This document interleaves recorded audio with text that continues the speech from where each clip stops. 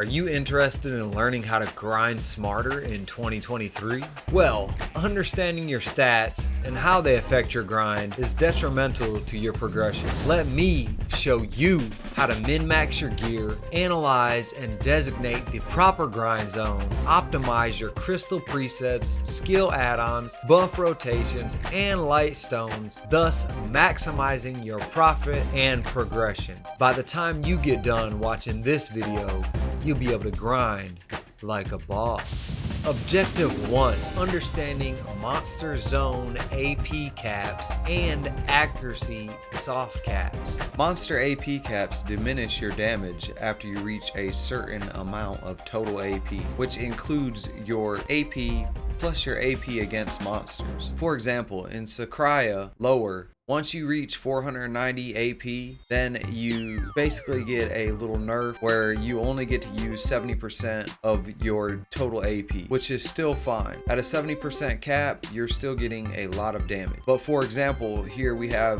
Serendia Elvia Orc Camp. Once you reach 856 total AP, you only get 5% of the AP that you have over that cap. So then you want to start using your light stones to get this extra damage against the monster specific type. This was a game changer for me. It improved my trash loot so much. I cannot stress this enough. As soon as you hit this cap, you really want to switch over to a monster type specific damage stone. Accuracy soft caps are pretty much the same idea. You can just pop over here, go to PvE and hit rate calculator, enter in your skill add-on accuracy rate, usually around 4%. Then you want to look on your skills and see what type of on skill accuracy rate you have. Almost all classes have a skill accuracy multiplier where you use the skill and a procs accuracy buff. Just look through your skills and find out what that exact number is. Also, if you have an evasion debuff rate on one of your skills, you want to put that in here too. It is really smart to get a skill add-on with the evasion debuff. Then the additional accuracy will be how much accuracy is on each skill. With my current gear, as you can see, I can pretty much go anywhere I want, but this might not be the same for your gear, so make sure you go over there and check that out on garmoth.com, because you want 100% hit rate on all grind zones that you're grinding in. Now that you understand what monster AP caps are, let's discuss increasing your damage once you reach the cap. Objective 2. Analyzing your gear and optimizing your special attack damage with offhands, crystals, light stones, skill add-ons, and buff rotations. So once you have all your gear inputted into garmoth.com, you want to jump over here and check out the monster zone AP caps, the same chart that I just used to explain the initial content. So once you reach the cap, then you're going to want to use your light stones, you're going to want to use your sub weapons, you're going to want to use your crystals to optimize your damage. With crystals, you want to optimize your damage with attack speed and casting speed, which would be the glorious Akrod. A set of 2 will give you 2% attack speed and casting speed, which is massive. You can also use the rebellious, which these are great for HP, tankiness, stuff like that. Also, the power crystals, they're really good to use. They give you hidden AP plus 5, which will allow you to reach the soft cap easier, thus allowing you to use the special attack sub weapons. So now let's look at the special attack sub weapons that you can use. For my character Megu, you can get the Ultimate Jade Binyo Knife, which will also give you some accuracy. There are also some other options. You want to get the Binyo Knives that you can reform. So as you can see, all the ultimate types will give you special attack damage. And then you also have the Nesser Binyo Knife. It's going to give you critical hit damage plus 10% and ignore all resistance plus 10%. Although you do have to spend 50 contribution on this knife, so I really don't suggest this sub weapon.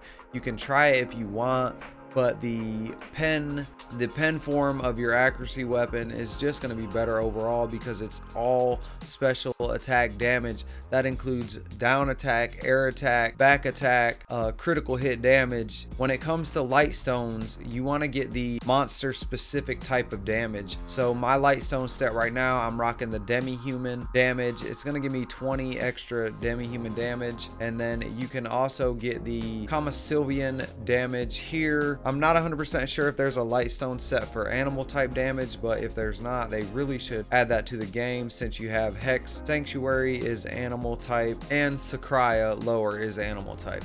This is just for really high-end grinding. Now let's talk about consumables and skill add-ons. Then you'll want to have your consumables here. So if you're wanting to push monster AP, I would suggest this build, which would be your Villa buff, your Frenzy drop, your Bravery church buff, and your Blessings church buff, as well as the Imp boss knife. I really wouldn't suggest running this in early game. If you're grinding a high-end zone like Hex and you need that little bit of extra AP, go ahead and use that. That's only 27 mil an hour, not too shabby. If you've reached the soft cap for AP, then this would be the build that you want to use. Your Villa buff, Exquisite Cron Meal, your Giant's drop for the all special attack damage 10%, your Church Bravery and Blessing, and then of course if you really want to push your AP up there and you're just right at the cap and you need that extra 15 AP, then grab that. And you can also do the same thing with your accuracy. You would run the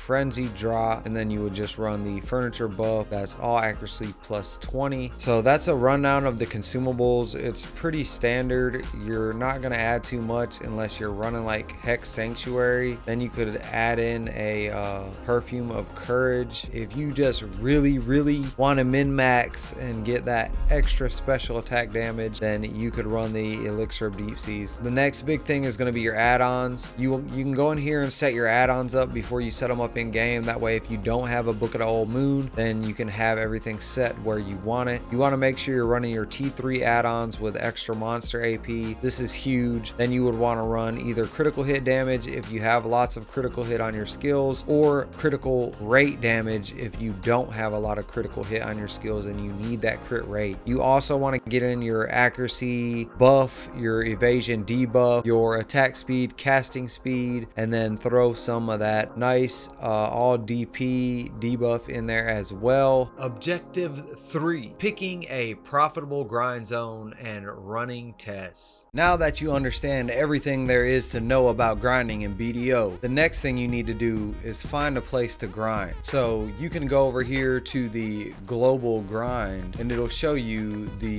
AP DP ranges for every spot and the profitability of each spot. So this not only has recommended spots, it also has the monster zone AP caps over here. Basically, you just want to put in your gear, find a spot to grind, and then do your own tests. Click on the grind tracker, add a new session, type in the spot you grinded at, take inventory on your progress, because this is going to help you determine where to grind. BDO takes a long time to get the end game, so it's really important that you do it efficiently and effectively. So if you enjoyed the content, make sure you drop down there, hit that subscribe button, hit that like button, and check out one of these other videos because you know they're gonna be lit.